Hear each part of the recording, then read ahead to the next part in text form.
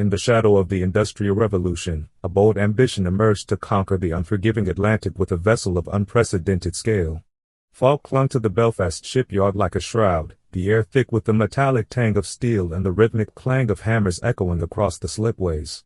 Workers in oil-stained overalls gathered under leaden skies, their breaths visible in the chill, as the keel of RMS Olympic was laid down at Harland and Wolff in December 1908. The yard buzzed with purpose, cranes groaning under massive plates, while the distant roar of the Irish Sea whispered warnings of tempests to come. This was no ordinary build, it was a defiance of nature's fury, a steel behemoth rising from the mud to link continents. The vision stemmed from White Star Line's drive to dominate transatlantic routes, blending luxury with engineering prowess. Olympic's hull, stretching 882 feet in length with a 92-foot beam, displays 46,328 gross tons, dwarfing contemporaries. Her innovative watertight compartments, divided by 15 transverse bulkheads, promised unsinkable security, a technical marvel extending up to D-deck in critical areas. Engineers gambled on this compartmentalization, allowing the ship to flood in up to 4 sections without foundering. Aesthetically, her profile evoked grace, the rake bow slicing through waves like a knife, while 4 towering funnels, 3 functional, 1 decorative, painted in buff and black, symbolized power and elegance. The promenade decks, wide and inviting, hinted at leisurely strolls under starlit skies. Nostalgically, this era captured humanity's optimism, where steam and steel tamed the ocean's chaos, evoking memories of immigrants dreaming of new worlds aboard such giants. A contemporary report captured the launch's drama on October 20, 1910. She was not built to fail, a higher destiny awaits her. The New York Times, in earlier coverage of the design, heralded the Olympic class as redefining ocean travel, with illustrations depicting her majestic form. A shipyard worker's diary entry reflected the pride, "We forged a wonder, her bones strong as the hills, ready to face the deep." Passengers would later recall the vibration of her decks, a gentle hum promising adventure. Yet, as her form solidified, questions lingered about the hull's resilience against hidden perils, setting the stage for bold gambles in her very core. As the hull took shape, engineers wagered on innovations that could either crown or doom the Olympic.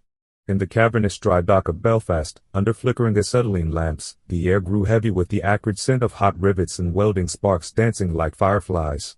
Riveters, perched on scaffolding, drove home over 3 million steel fasteners, their hammers pounding in unison, while the double-bottom hull, a protective layer against grounding, emerged layer by layer.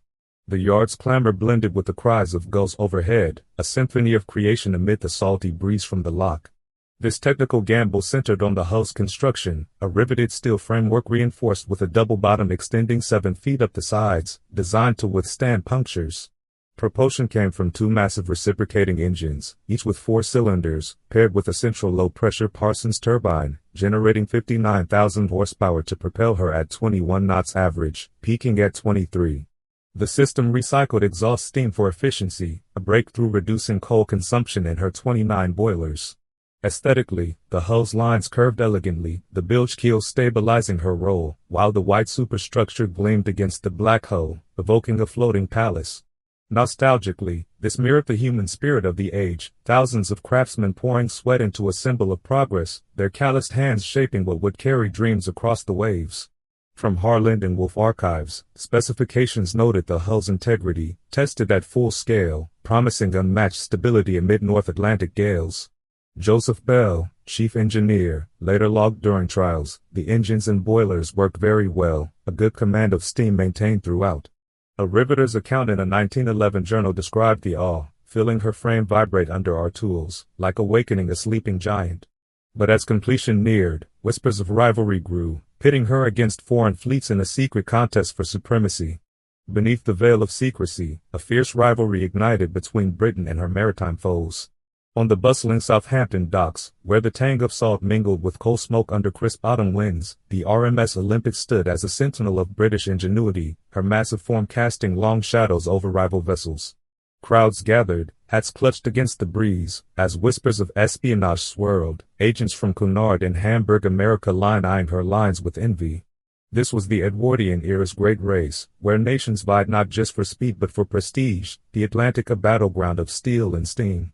The rivalry stemmed from White Star's challenge to Cunard's Lusitania and Mauretania, turbine-powered marvels that had claimed the blue ribbon with crossings under 5 days.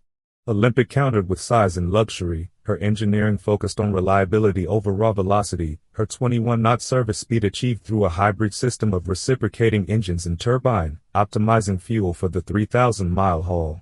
Displacement at full load reached 52,310 tons, her hulls beam allowing stability in rogue waves that plagued competitors.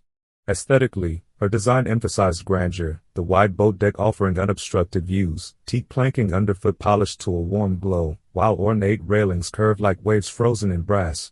Nostalgically, this evoked an age of imperial confidence, passengers boarding with trunks of finery, crew in starched uniforms fostering a sense of communal voyage, where the ship's whistle pierced the fog like a call to adventure. The Times of London, in a 1910 article, captured the tension. White Star's Olympic challenges Cunard's dominance, a race for Atlantic supremacy that pits British craftsmanship against all comers. A rival captain's log from the Mauretania noted, "We watched the Olympics progress with wary eyes, her size may eclipse her speed." J. Bruce's May, White Star's chairman, confided in a telegram, "She must outshine them in every way, comfort over conquest." Immigrants in steerage shared tales of hope, one diary entry reading, "From afar, she seems a promise of equality on the waves, though classes divide us." As the launch approached, hidden breakthroughs in her power plant promised to tip the scales, innovations cloaked in the shipyard's depths. Deep within the shipyard's bowels, concealed innovations promised to propel the Olympic beyond imagination. In the dimly lit engine room prototypes at Harland and Wolff, the air thrummed with the heat of trial boilers, oil and steam scents blending into a heady fog that coated workers' faces. Engineers in spectacles pored over blueprints under gas lamps, their voices hushed as they tested components that would define her heart. These secrets revolved around the propulsion system, two 4-cylinder triple expansion reciprocating engines, each cylinder massive as a room, feeding exhaust to a central Parsons turbine for low-pressure efficiency. This setup, a first for such scale, delivered 50,000 shaft horsepower initially, later refined to 59,000, burning 650 tons of coal daily across 159 furnaces in 6 boiler rooms. The engineering balanced power with economy, screw propellers, 2-wing 3-bladed and a central 4-bladed, optimized for minimal vibration at 75 revolutions per minute. Aesthetically, the engine spaces gleamed with polished brass gauges and enamel-painted pipes, a labyrinth of order amid the roar, while above, the funnels vented smoke in rhythmic puffs, their rake adding to the ship's streamlined silhouette. Nostalgically, this captured the crew's bond with the machine, stokers shuffling in rhythm like a living organism, the deck's subtle tremble a reminder of human mastery over elemental forces.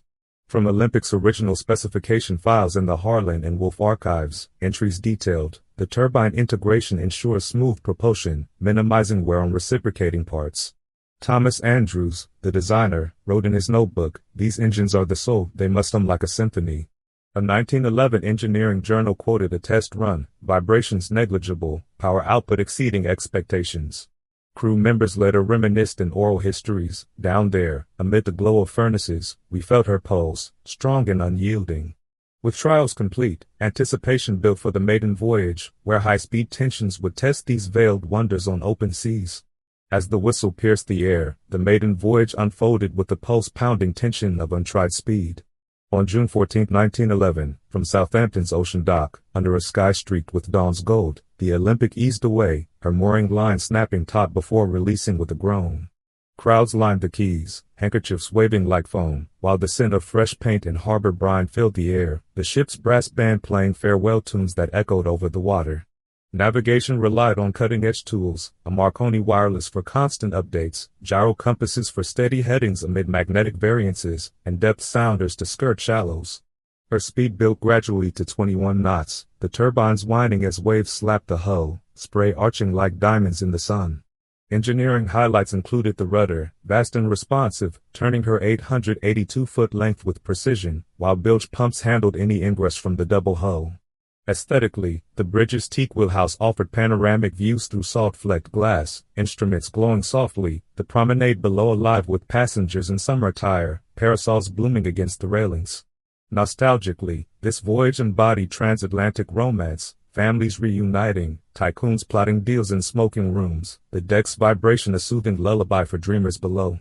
Captain Edward Smith's log for June 21st, upon arrival in New York, stated, "Voyage completed in 5 days, 16 hours, engines performed flawlessly, no incidents." The New York Times reported, "The Olympics debut dazzles, her size and steadiness heralding a new era." A first-class passenger, Margaret Brown, wrote in her diary, "The thrill of speed, yet such calm, the Atlantic bowed before her." Steerage accounts added, "We felt the power, crossing in comfort unknown to our forebears." Yet, as acclaim poured in, the true allure lay within, where interiors transformed mere passage into a dream afloat. Yet, stepping aboard revealed why the Olympic transcended mere transport, her interiors a floating reverie. In the grand staircase atrium, bathed in the soft amber glow of electric chandeliers, the air carried the subtle polish of oak paneling and fresh flowers from the florist's shop on B deck. Passengers paused, mesmerized, as light danced off beveled glass domes overhead, the carpet underfoot muffling steps like a hushed cathedral. This was no Stark vessel, it was an Edwardian dream adrift, where the scent of beeswax mingled with distant ocean spray, evoking a sense of timeless escape amid the North Atlantic's vast expanse.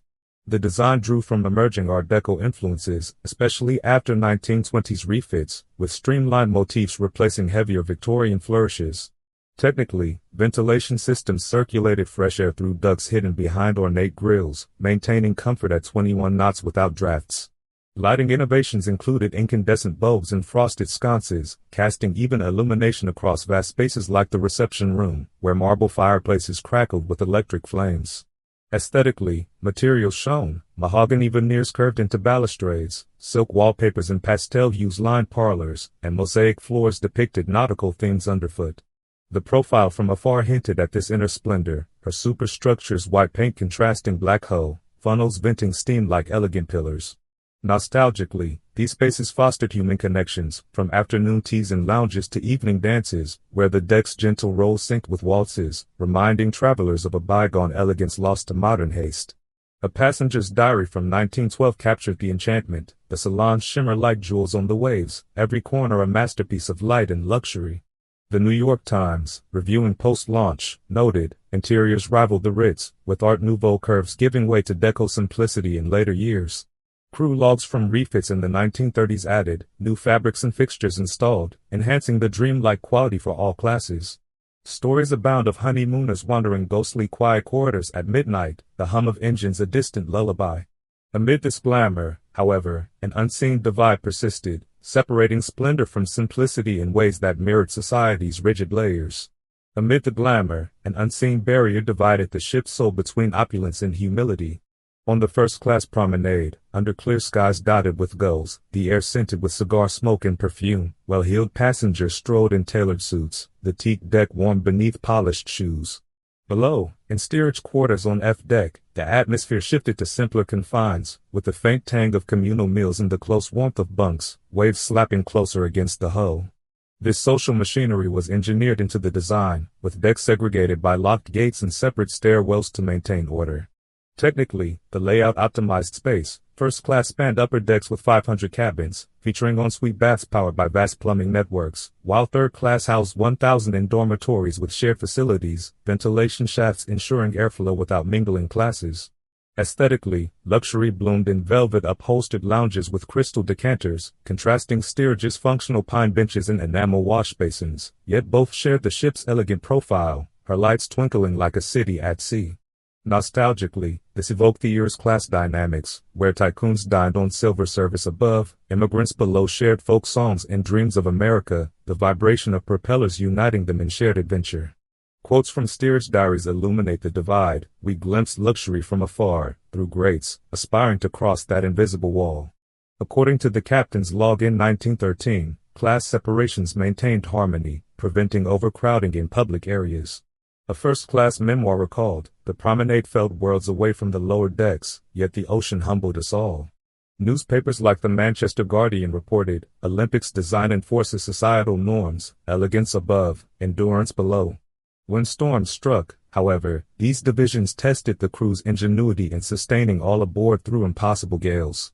When gales raged, sustaining a floating city became a Herculean featuring in the vast galley amid a North Atlantic tempest. Pots clattered against secured rails as the ship pitched, the air thick with steam from boiling vats and the sharp aroma of roasting meats mingling with salt spray seeping through vents. Chefs braced against counters, their aprons damp, while below decks, storerooms groaned under shifting crates, the hull creaking like an old oak in the wind.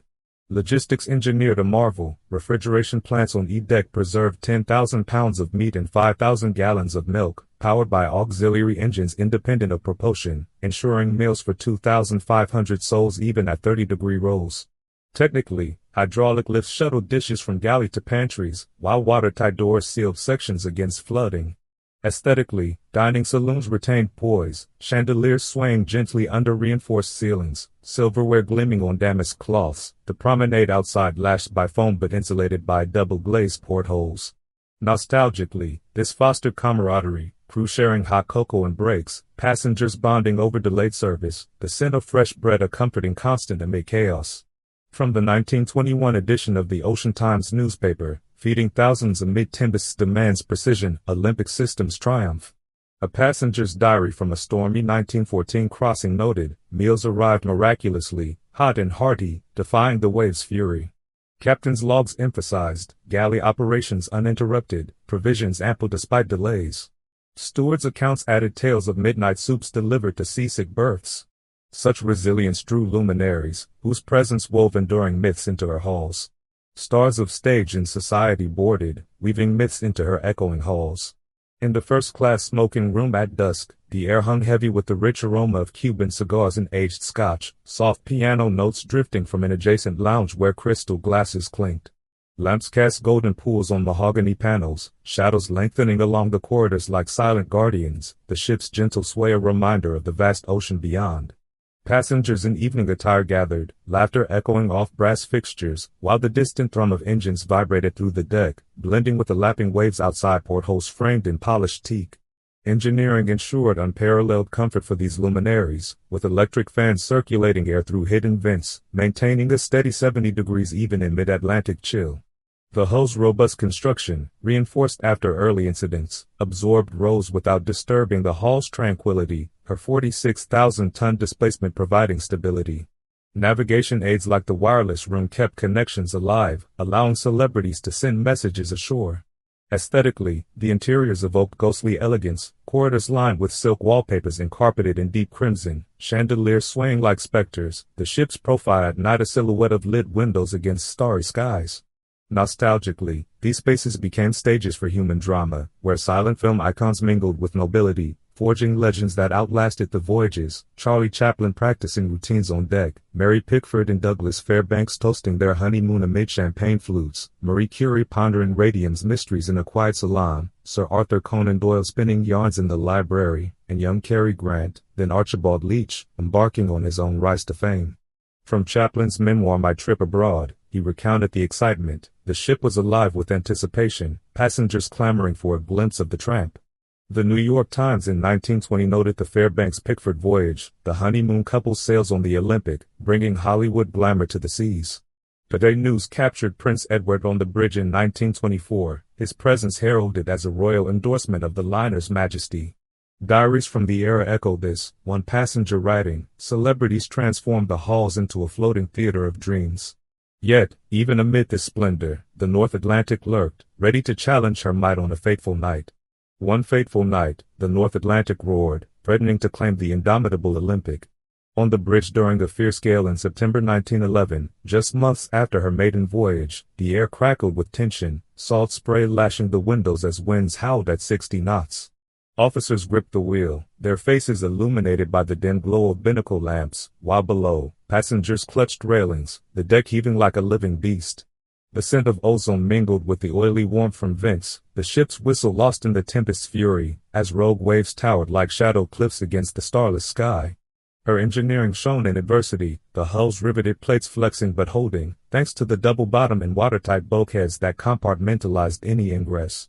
Bilge pumps thrummed relentlessly, expelling water at 400 tons per hour, while the propulsion system maintained headway, screws churning against currents that could snap lesser vessels. Navigation relied on dead reckoning in the Marconi wireless, crackling distress signals if needed, her 882-foot length providing inertia to ride out swells. Aesthetically, the resilient profile cut through foam, funnels belching smoke defiantly, the promenade deck slick but secure with non-slip teak, evoking a fortress adrift. Nostalgically, this trial harkened to seafaring lore, crew drawing on generations of lore to steady the giant, passengers finding solace in the communal warmth of saloons, where the chandelier's sway mirrored the ocean's rhythm, forging bonds in shared peril. Captain Edward Smith's log from that storm detailed, waves battered the starboard side relentlessly, but integrity held, no serious damage. A passenger's account in the London Illustrated News recounted, terror gripped us as the sea seemed to swallow the bow, yet she rose again, a testament to her builders. Crew diaries added, we labored through the night, pumps straining, but the old girl's heart never faltered. The New York Herald later praised, Olympic weather's gale that sank smaller craft, proving her mettle. From this victory emerged a drive for glory, pushing her turbines toward speeds that tested every seam. In pursuit of glory, her turbines screamed toward uncharted speeds. Deep in the engine room during a 1925 crossing, the air pulsed with superheated steam and the acrid bite of coal dust, stokers shoveling furiously into furnaces that glowed like infernal forges. Gauges trembled on brass panels, the deck plates vibrating underfoot as revolutions climbed to 83 per minute, the ship's wake foaming white in the moonlight, chasing the elusive blue ribbon amid calm seas. This quest leveraged refined engineering, post-refit boilers upgraded for higher pressure, delivering bursts up to 24 knots, her hybrid engines, reciprocating in turbine, synced for peak efficiency, consuming 700 tons of coal daily. Displacement shifted dynamically with fuel burn, lightening her for faster dashes, while hydrodynamic hull lines minimized drag. Aesthetically, the streamlined form gleamed, bow-piercing waves with minimal spray, the promenade alive with excited strollers feeling the acceleration's thrill. Nostalgically, it captured the era speed mania, rivaling Cunard's records, crew pride swelling as knots ticked higher, passengers toasting in dining rooms where crystal clinked in rhythm with the propellers, evoking a golden age of maritime rivalry. According to engine logs from that run, turbines pushed to limits, achieving sustained 23.5 knots, no overheating. The Times reported the near record, Olympic outpaces foes, her speed a blur across the Atlantic. A fireman's diary noted, we fed the beasts till our backs broke, feeling her fly like never before. Passenger telegrams buzzed, thrilling pace, the ocean shrinks beneath us. Yet, as triumphs mounted, darker horizons loomed, where war's shadows would redefine her purpose. War's shadow fell, stripping luxury for camouflage and duty. In the Southampton dry docks during September 1915, the air reeked of fresh paint and turpentine, masking the familiar polish of teak as workers swarmed the decks under gray wartime skies. Hammers echoed, replacing crystal chandeliers with gun mounts, the once elegant promenade now shrouded in tarps, the scent of cordite lingering where floral arrangements once bloomed. Crew members paused, their faces etched with solemnity, as the ship's whistle tested a mournful tone, the hull vibrating with the weight of impending change amid distant rumbles of thunder echoing Europe's conflict. This transformation repurposed her engineering for survival, her robust hull fitted with 6-inch guns and depth charges, watertight compartments reinforced for torpedo threats. Propulsion adapted for troop transport, engines tuned for evasive maneuvers at 21 knots, coal bunkers expanded to carry 8,000 soldiers across hostile waters. Navigation shifted to zigzag patterns, wireless operators vigilant for U-boat signals, her displacement swelling with armaments. Aesthetically, dazzle camouflage, bold geometric patterns in black, white, and blue, distorted her graceful profile, funnels repainted to confuse rangefinders, the grand interiors gutted for bunks, silk wallpapers torn away for utilitarian gray. Nostalgically, this marked the end of peacetime romance, where balls in the ballroom gave way to drills, passengers' laughter replaced by soldiers' songs, the deck's roll now a grim reminder of peril rather than adventure. The captain's log from her requisition on September 21, 1915, noted, luxury fittings removed, she enters service as HMT Olympic, ready for the fray. A soldier's diary from her first troop voyage in October 1915 recalled, from palace to barracks overnight, yet her strength comforts us in the swells. The New York Times reported the change, the Olympic, once queen of leisure, now armored for war, her camouflage a stark farewell to elegance. Crew telegrams home expressed mixed pride, she's our floating fortress now. As peace returned, new threats emerged, not from below but above, where aviation's hum foretold her obsolescence. A distant hum in the sky foretold the eclipse of sea giants. On the open deck during a 1950s refit in Belfast, crew watched contrails streak overhead, the air crisp with autumn chill and the faint whine of jet engines piercing the ghost cries. Below, in the engine room, the familiar clank of pistons seemed antiquated, oil lamps flickering on gauges as workers pondered the ship's fate, her funnels venting steam like relics against the modern horizon. Economic shifts accelerated this threat, her coal-fired reciprocating engines inefficient against jetliners crossing in hours, not days. Technically, maintenance costs soared for her aging turbines, unable to match Pan Am's Boeing 707s at 600 knots, her 23-knot top speed dwarfed. Fuel consumption, 1,000 tons daily, contrasted aviation's efficiency, navigation evolving from sextants to radar, yet her hull's drag remained unchangeable. Aesthetically, the once majestic profile faded, paint chipped from decades of service, interiors worn despite refits, the promenade empty as travelers opted for skies, her lights dimming like forgotten stars.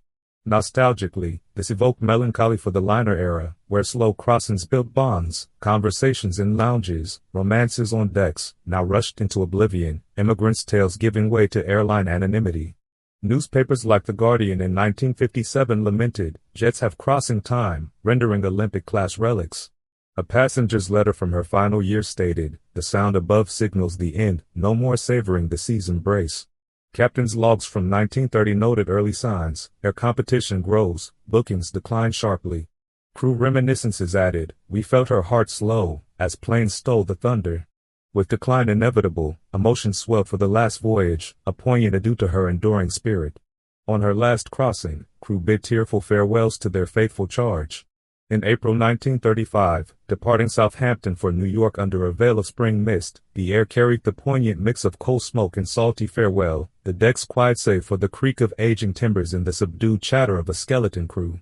Officers on the bridge adjusted compasses one final time, their hands lingering on brass wheels worn smooth by decades, while below, stewards polished silver in half-empty saloons, the chandelier's dim glow reflecting in eyes heavy with memory.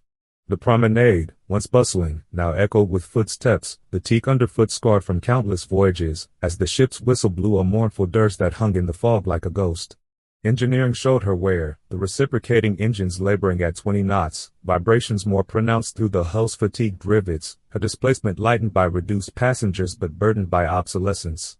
Boilers, patched from wartime service, his complaints, while navigation charts, yellowed with age, mapped a route trodden hundreds of times. Aesthetically, the profile retained faded majesty, paint chipped on the bow where icebergs had been narrowly evaded, interiors threadbare, velvet seats patched, wallpapers peeling, yet evoking a dignified swan song. Nostalgically, this voyage stirred deep emotions, crew sharing stories of glory days, rescues at sea, celebrity galas, the hum of turbines during records. Families of long-serving hands gathered at docks, waving as she slipped away, the wake trailing like tears. Crew diaries from that final run captured the sorrow, heartbreaking to leave her after 24 years, she's been home and hearth. Captain John Binks' log on arrival noted, withdrawn from service April 12, 1935, a loyal ship to the end. The Liverpool Journal reported, Olympics' last passengers disembark amid tears, her era closing quietly. A steward's memoir added, we toasted her in the empty ballroom, ghosts of passengers past joining us. Though retired, her essence lingered, inspiring reflections on why such vessels endure in memory. Though scrapped, the Olympics' ghost lingers in our collective memory. In modern museums like the Titanic Belfast exhibit, remnants gleam under spotlights, the grand staircase's clock, salvaged paneling, evoking the chill of preserved wood and the faint echo of ocean waves through audio displays. Visitors pause, fingers tracing brass fittings, the air-conditioned but carrying an imagined brine, as holographic projections revive her silhouette against digital horizons. Her legacy shaped maritime engineering, influencing safety standards post-Titanic with enhanced lifeboats and wireless protocols, her hull design's compartmentalization adopted in successors like Queen Mary. Technically, she pioneered hybrid propulsion, lessons in efficiency informing diesel-electric systems today, her 45,000-ton frame a benchmark for stability. Aesthetically, the elegant lines in Art Deco interiors inspired cruise ship designs, preserved artifacts like funnels paint schemes haunting collectors' halls. Nostalgically, she embodies a lost era of transatlantic grandeur, where voyages were events, immigrants' gateways, celebrities' playgrounds, the deck's vibration a metaphor for human resilience, her stories passed in family lore, evoking sepia-toned dreams amid today's hurried flights. Historians' quotes affirm this: old reliable inspires modern liners, her endurance a lesson in grace, from maritime expert John Maxstone Graham. The New York Times on her 1937 scrapping lamented, "End of a legend, pieces sold, but spirit sails on." A survivor's diary reflected, "She carried us through wars and waves, her wake eternal."